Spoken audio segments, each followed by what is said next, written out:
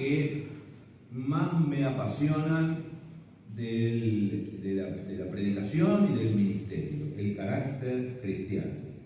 Estoy convencido y quiero compartirte este convencimiento de que Dios trabaja, como voy así, el carácter cristiano, muy bien. El carácter, vamos a dejar ahí, que Dios trabaja en nuestro carácter.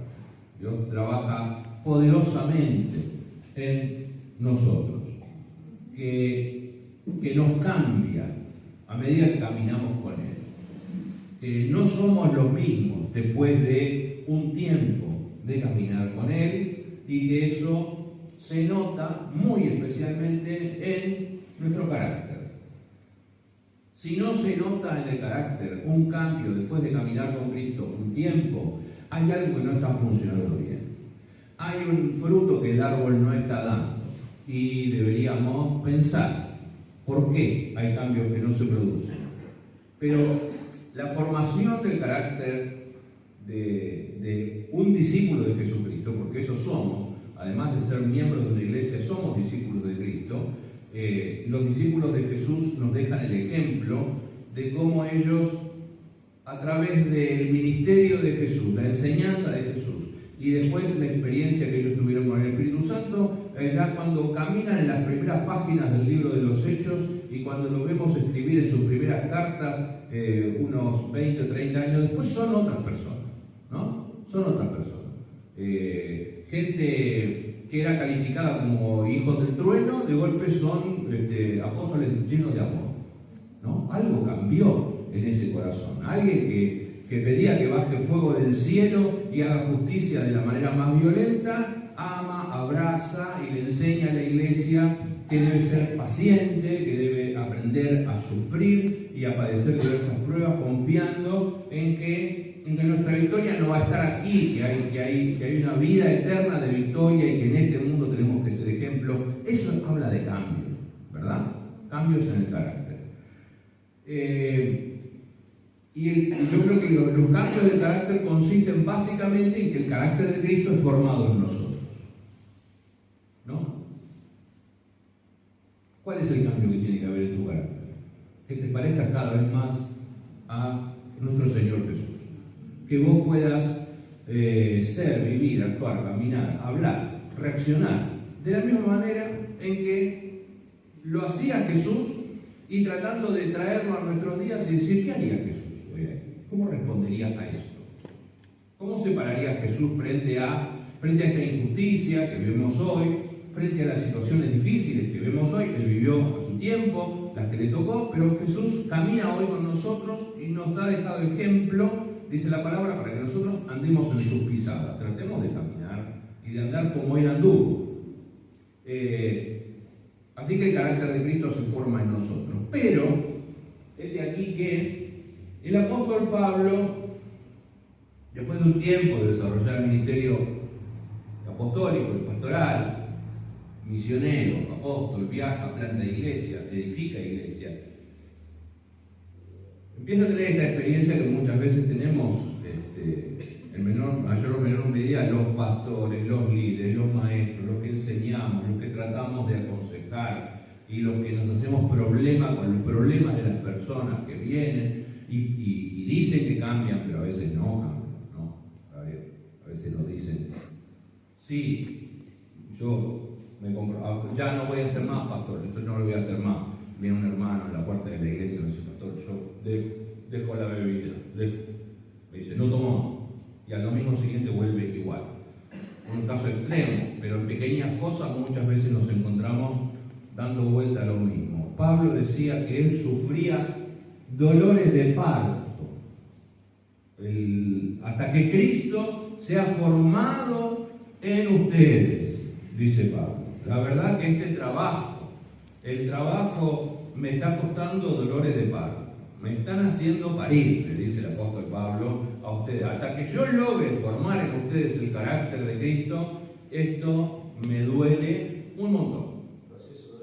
Es un proceso doloroso, claro que sí, porque nos chocamos con nuestras propias frustraciones, con el error del hermano, con las dificultades que hay para desarrollar el carácter y con las consecuencias que eso trae muchas veces en la vida familiar, en la vida matrimonial, en la enseñanza, en la crianza de los hijos, en la vida laboral.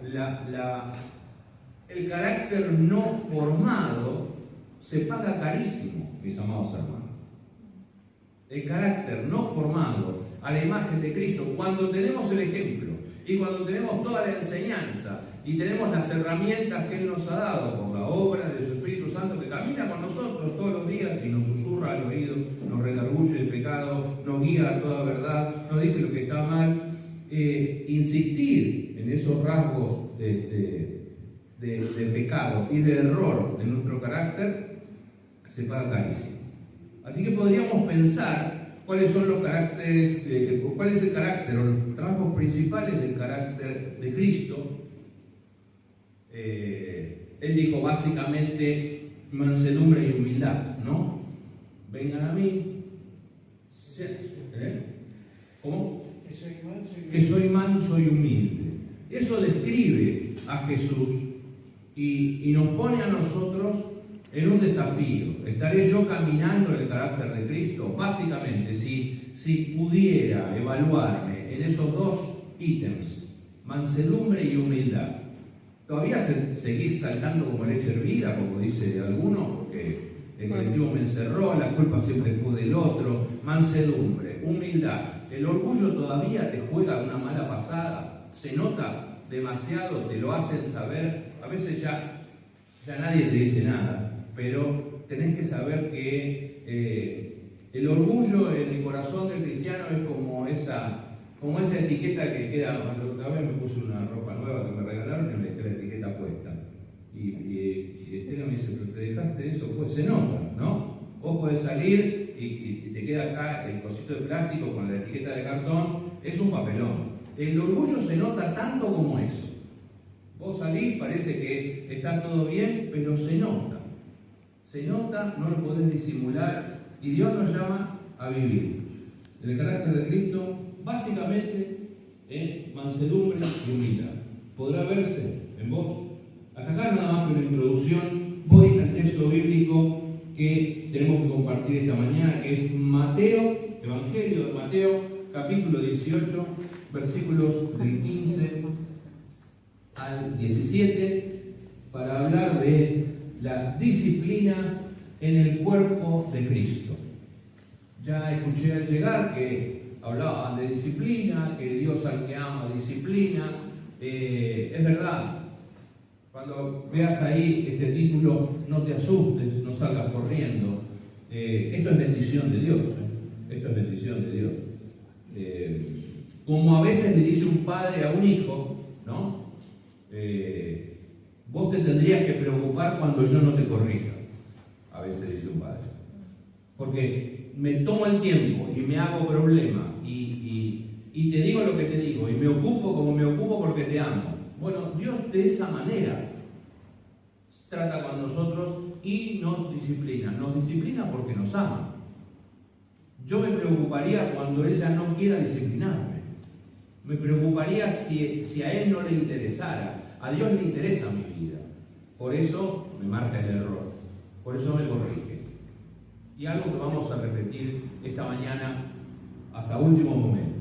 En la iglesia del Señor, en la vida cristiana, en la vida de un discípulo, siempre tiene que haber lugar para la corrección, para la exhortación, para la corrección y para la reprensión en el nombre de Cristo, hecho con amor, con sabiduría y con paciencia, pero en la vida cristiana tiene que haber lugar para la corrección. Si no hay margen para la corrección, tu vida se estanca. Cuando ya no hay más margen, cuando no le das lugar, tu vida se va a estancar.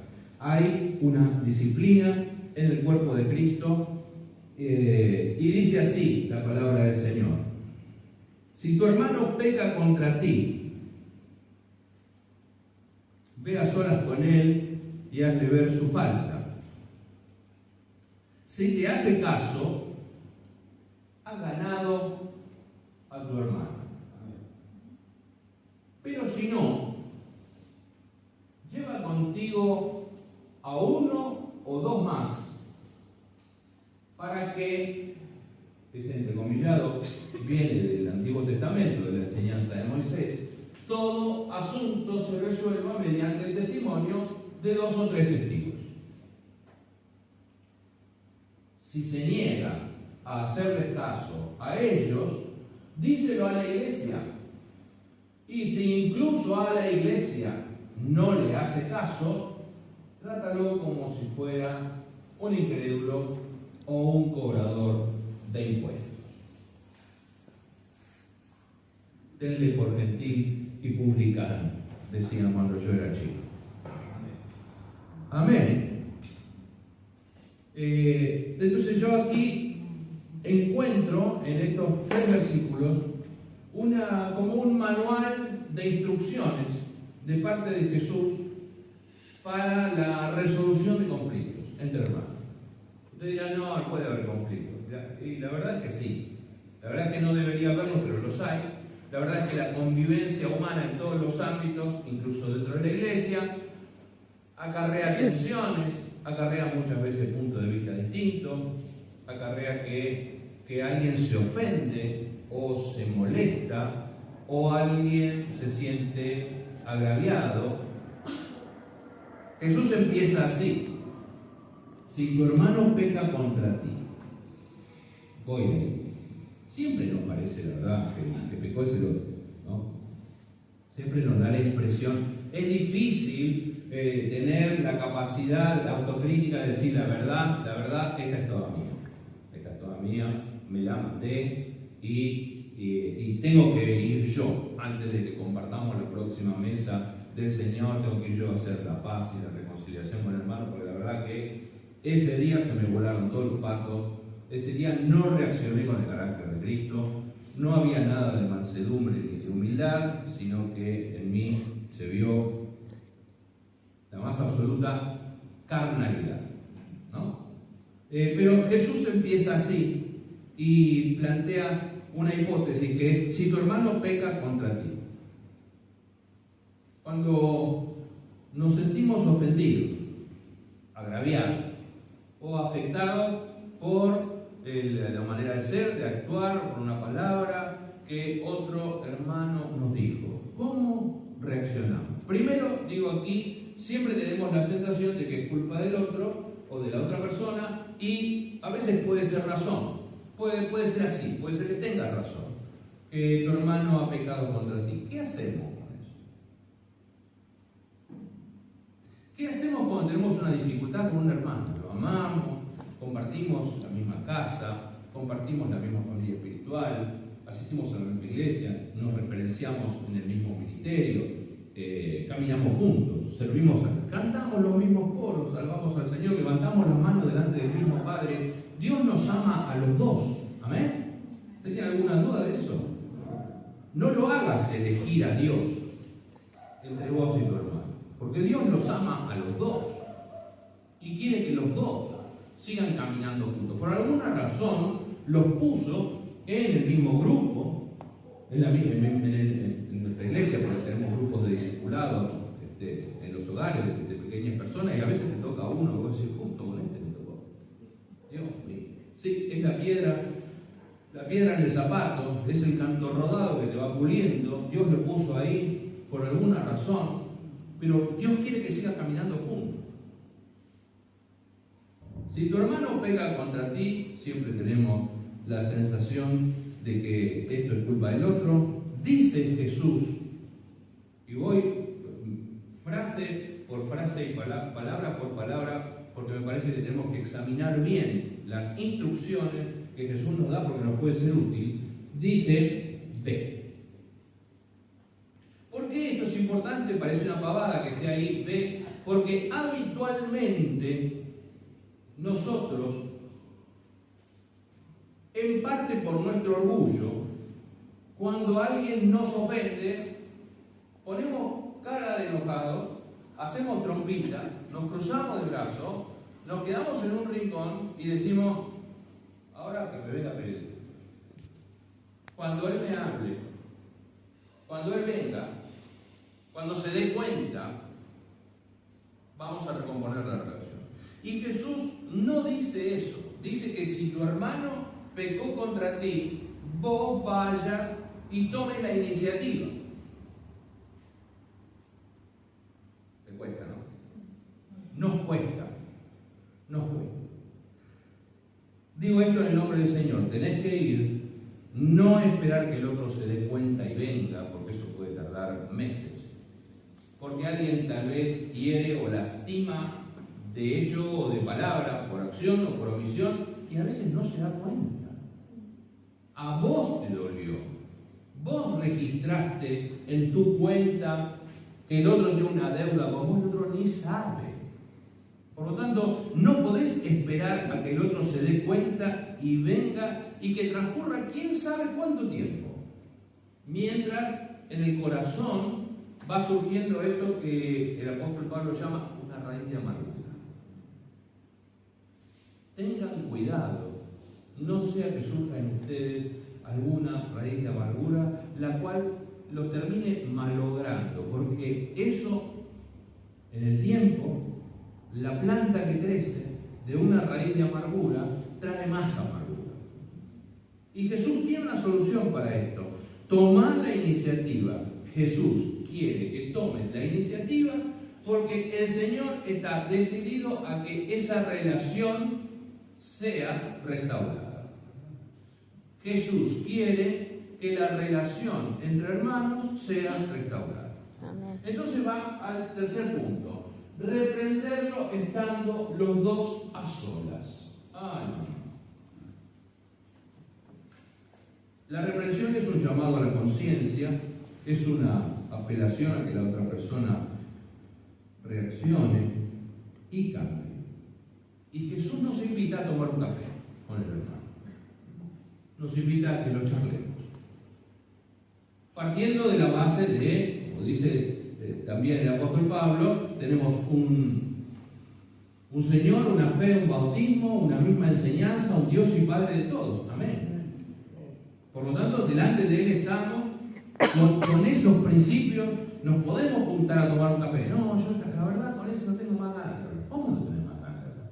Dice el Señor que estés a solas con Él, que vayas, no lo dice Él, pero lo digo yo, que pagues el café, incluso, porque es un buen precio pagar un café para restaurar una relación, y hables a solas con ese hermano. Con esta fe en el corazón, Jesús se sienta a esa mesa. Aunque no lo veas, hay un tercer protagonista sentado a una tercera silla en esa mesa de café, que es nuestro Señor Jesús, y que tiene que guiar esa conversación. Yo les recomiendo, me recomiendo orar antes de hablar, ¿no? Porque a veces necesitamos encontrar la palabra justa, necesitamos encontrar algo que no cause más daño, que no provoque una reacción desmedida del otro lado. Ten en cuenta que eso que a vos te causó un dolor, por ahí el otro no lo registró. Tal vez sí, pero tiene causas que a vos se te escapan. No sabés qué le pasaba, no sabés por qué dijo lo que hizo, o dijo lo que dijo o hizo lo que hizo. Así que yo te recomiendo orar antes de hablar y también hablar sin indirectas. Digo sin indirectas, sin rodeos, sin esas cosas que a veces usamos para... No voy a usar cosas que he escuchado. Sí, ¿no? Las indirectas y esas cosas que a veces tienden a herir a la otra persona de una manera que, ¿no? Que se refieren a otros problemas, que se refieren a otras características, cosas que pasaron mucho tiempo antes. No traigas a la memoria las cosas pasadas, no vengas con cuentas de quién sabe cuánto tiempo es eso, y es para sanar y es para restaurar. Habla directamente con el hermano. Creo que esa expresión de Jesús tiene que ver con no ir a hablar con otro. ¿Me escuchás bien? Porque yo tengo un problema con Gabriel y me cuesta mucho sentarme y ser claro y llano con él. Y entonces, a veces lo que hacemos es, ¿sabe lo que pasó? ¿Sabe lo que me hizo Esteban? ¿Sabe lo que hizo Gabriel? Porque es así, porque es así, porque es así. Es más fácil ir a un tercero. Es más fácil buscar un cómplice, un aliado. Es más fácil expresar nuestra amargura y buscar, dice Jesús, andá con tu hermano y hablen los dos a solas. ¿Amén? No con otros, no yendo por los pasillos de la iglesia, no hablando por otros canales. Si te oyere, dice Jesús, si esa persona te oye, si te escucha, pero digamos, gloria a Dios, este es un momento de gloria. Si te oyere, si la persona entiende tu planteo y podemos ponernos de acuerdo, tal vez no era como yo pensaba, tal vez no es lo que él quiso decir, tal vez fue un malentendido y se arregla muy fácil entre dos corazones dispuestos a restaurar y sanar una relación. No tuvo intención, o tal vez la persona reconoce, si te oyere, y pide disculpas. Ah, Señor, los ángeles del cielo cantan, la orquesta sinfónica de los cielos toca su mejor ópera y el hermano acepta su error, pide disculpas y vos en el nombre de Jesús y con ese corazón cristiano que tenés, aceptá la disculpa, porque a veces le cobramos en cuotas el perdón, ¿no es cierto? Y se lo vamos a dar y dice, bueno, sí, hasta acá, pero yo lo voy a poner a prueba. No, otra vez no me va a pasar, otra vez no me va a agarrar. No, el Señor dice que si te oyere, aceptás las disculpas y lo perdonás. Y en ese caso, el café ha sido exitoso y has ganado a tu hermano. Y has ganado a tu hermano. Es una victoria para el reino de Dios. Es una alegría para el corazón de Dios. Como te dije, siempre pensá que Dios es Padre de ambos, y que Dios frente a un pleito, una diferencia entre hermanos, está igual que un padre que tiene dos hijos frente a una diferencia que hay entre esos dos hijos. Lo que más quisiéramos es que se pongan de acuerdo y que vuelvan a sentarse a la mesa del domingo con nosotros para volver a comer los tallarines sin pleito. Es lo que más desearía. Así que eso alegra el corazón del Padre. Has ganado a tu hermano, el conflicto está superado, y digo más, la iglesia es bendecida. Cuando esto sucede, tu hermano peca contra ti, vos fuiste, lo pudiste reprender y pasar en limpio las cosas a solas, y el otro te pudo oír y pudo reconocer y pudo pedir perdón y vos lo pudiste perdonar, has ganado a tu hermano. ¿Amén? Amén. Pero, dice el Señor, hay una opción. La opción siempre está, porque los corazones humanos a veces tienen más recovecos o más vueltas. Mas si no te oyere, hay veces que la otra parte no quiere hablar. Te invitas a tomar un café, nunca tiene tiempo, siempre está ocupado.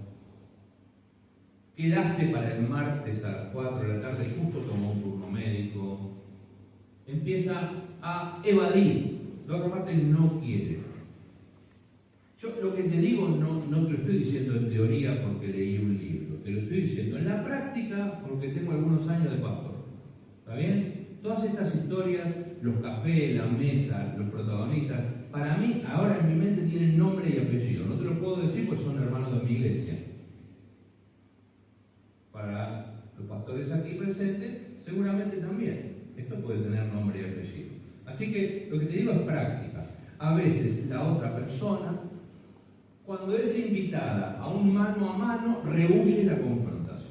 Rehúye, no quiere. Porque siempre es más fácil hablar por los pasillos de la iglesia que sentarse cara a cara a tomar un café.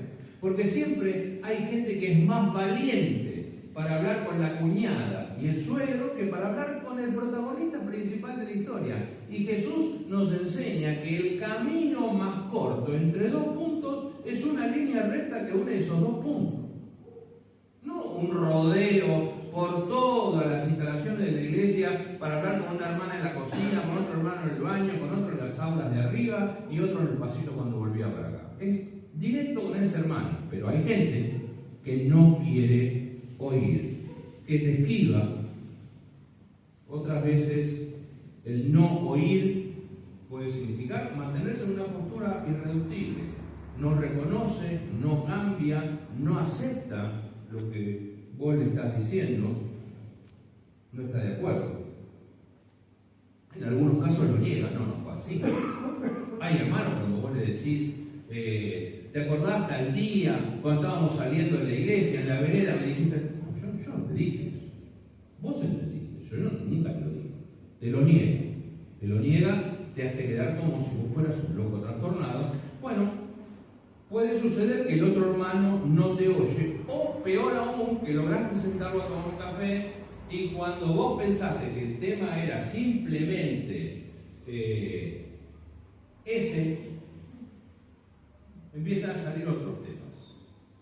Vuelve del otro lado una catarata que te supera de muchas historias que vos no sabías y la persona estalla y resulta que vos lo habías ofendido a él muchas veces y vos no te habías dado cuenta.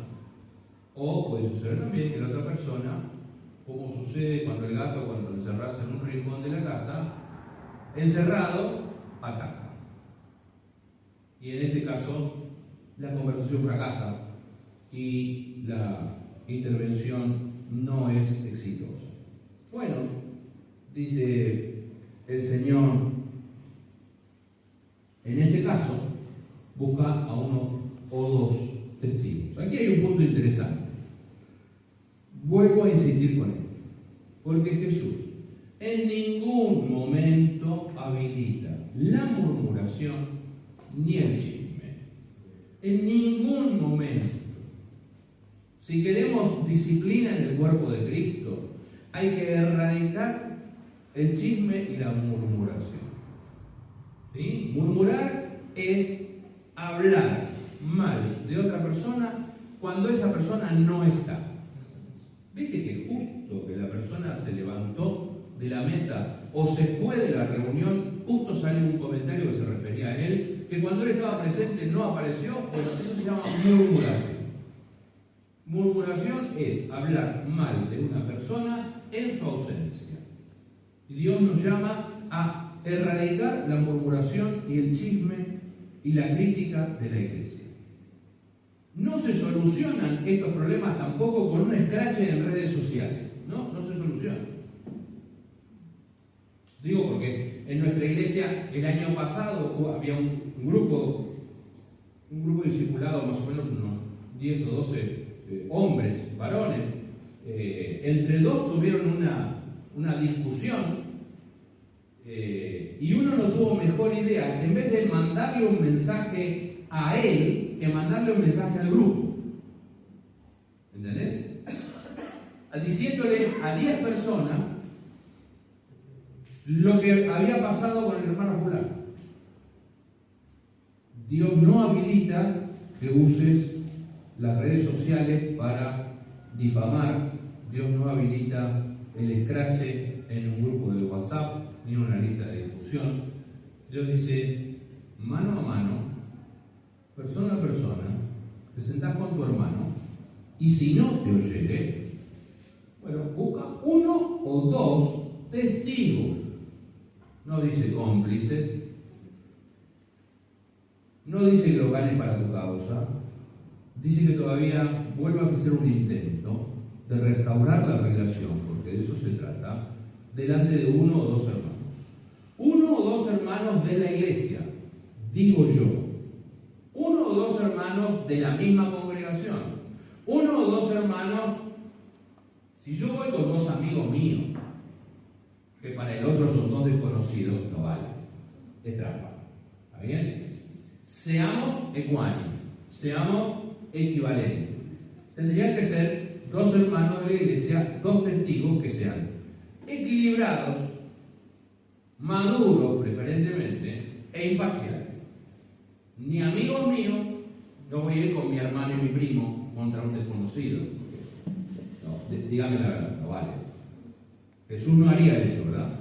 Jesús no buscaría a toda su parentela para salir a defenderse. Por lo tanto, vamos a buscar, tampoco sirve que si tenemos un problema entre nosotros dos busquemos a un chico de 13 años, ¿no es cierto? Que es inmaduro, que no tiene las cualidades, que no puede tener el equilibrio. No. Busquemos, cuando dice uno o dos testigos, en la antigüedad eran varones de la congregación de Israel, que fueran gente de experiencia. Que escuchen y que conste toda palabra de ambos lados delante de ellos. Y que habiendo escuchado a los dos, que evidentemente no se pudieron poner de acuerdo, den su opinión. Ojo que la opinión de los dos testigos puede corregirme a mí. Amén. Puede decir, y generalmente es así, a uno le dirá una cosa para cambiar y al otro le dirá otra cosa. Tal vez te digan, tenés razón, pero tendrías que entender que al hermano le pasaba esto y esto, y vos también podrías cambiar esto otro. Y uno tiene que aceptarlo. Ahora, el Señor lleva las cosas al extremo. Lleva a uno o dos testigos, pero si todavía no los escucha, porque hay gente que es así, no siempre se va a arreglar tan fácil el conflicto entre hermanos, si tampoco los quiere oír a ellos, aquí se habilita la opción de decirlo públicamente en la iglesia. Dice Jesús, si no lleva contigo a uno o dos testigos, y si se niega a hacerles caso a ellos, díselo a la iglesia. Yo tengo que serle sincero en este punto. En todos los años que yo tengo de vida, nunca vi que alguien se parara en la congregación, pidiera 5 minutos la palabra para decir públicamente, quiero decirle a la congregación que yo tenía un problema con el hermano Juan, nos sentamos a tomar un café, no nos pudimos poner de acuerdo, como no nos pudimos poner de acuerdo, tuvimos una reunión con los hermanos Felipe y José. Los hermanos Felipe y José dieron su veredicto, pero el hermano Juan tampoco lo acepta, así que yo hoy vengo aquí a denunciarlo públicamente delante de toda la... Yo eso no lo vi nunca. La verdad es que no lo vi. Puede ser que alguien lo haya hecho, pero yo no lo vi. Sí creo que en este punto es cuando yo no pude solucionarlo mano a mano con mi hermano, cuando yo no pude con uno o dos testigos, yo tengo que poder decírselo al pastor de la iglesia. Yo haría eso. Yo diría, mire pastor, yo agoté todos los recursos. Ahora le pido su intervención. Porque no reacciona. Y si en este caso no reacciona, dice Jesús, tenerle por gentil y publicano. Si no reacciona, yo debo olvidar el tema. Yo agoté todas mis instancias, pero va a quedar todavía una instancia que es la que la iglesia trate el caso.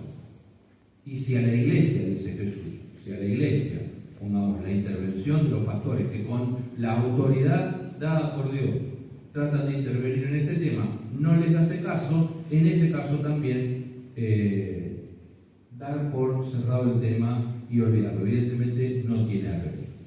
Resumen la estrategia de Jesús, lo resumo en 3 puntos para que ustedes, frente a cualquier pleito o conflicto que pueda surgir entre hermanos, entre dos de ustedes, puedan resolverlo bíblicamente. Primero, habla con él.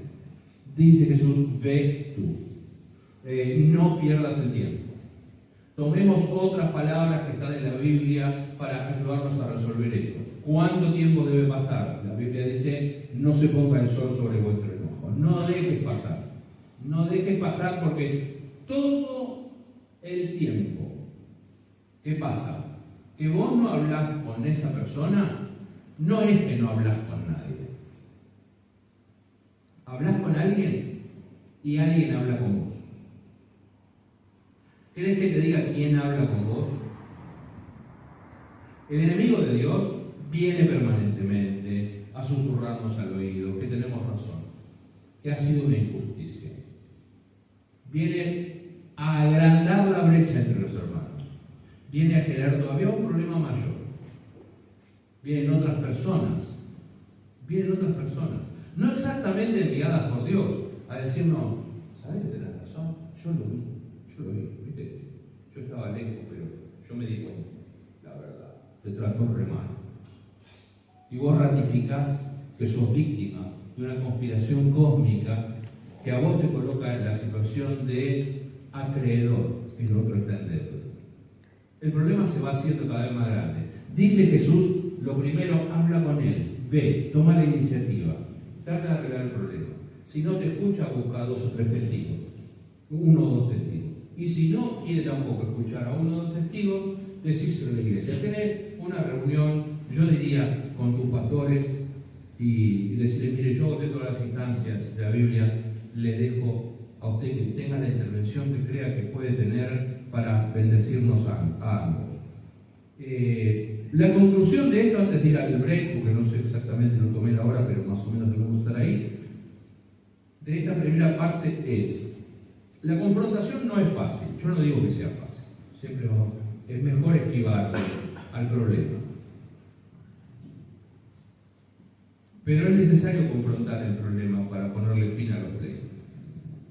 Es necesario animarse a tener ese café y a tratar de resolver el problema. Es más sano confrontar con buen ánimo al hermano que ir por detrás.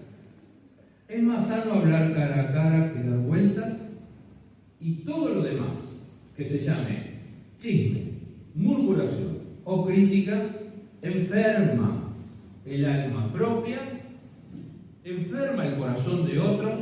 Yo tengo esposa. Estoy herido porque alguien me ofendió. Voy a casa, vuelvo toda mi amargura. He ganado una aliada para mi causa. Pero ¿sabes lo que yo he visto muchas veces? Que después yo resuelvo el problema con el hermano. Pero no es tan fácil que mis aliados también se reconcilien. ¿Sabes que la solidaridad de un esposo o de una esposa con su marido o con su mujer es tal que muchas veces después el que no puede salir de la cárcel del enojo es el esposo o la esposa, y va a decir, pero yo ya lo solucioné el tema. Sí, pero le llenas la cabeza a tu esposa o a tu marido. Sí, pero hablaste con tu papá, con tu mamá, con tus hermanos, te quieren mucho, te vieron sufrir el tiempo que la pasaste mal, se hicieron aliados tuyos y ahora ellos no pueden salir a volver a tener una relación sana con ese hermano. Por eso te digo, esto enferma el alma propia y la comunión de la iglesia. Jesús nos enseña en esta palabra a resolver un conflicto entre hermanos. Nos habla de cómo se puede conseguir esa disciplina sana en el cuerpo de Cristo. En la próxima media hora, después del break, vamos a hablar de la exhortación y la restauración en el cuerpo de Cristo. ¿Amén? Amén. Dios tiene mucha riqueza para nosotros. Tenga siempre en cuenta esto: Él nos ama, no ama a uno más que a otro. Todos somos hijos de Dios. En el cielo te lo vas a encontrar a tu hermano. Yo te recomendaría que hagas la paz aquí, porque estoy seguro que Dios, que tiene mucho sentido del humor, te lo va a poner al lado por la eternidad. Te va a poner al lado.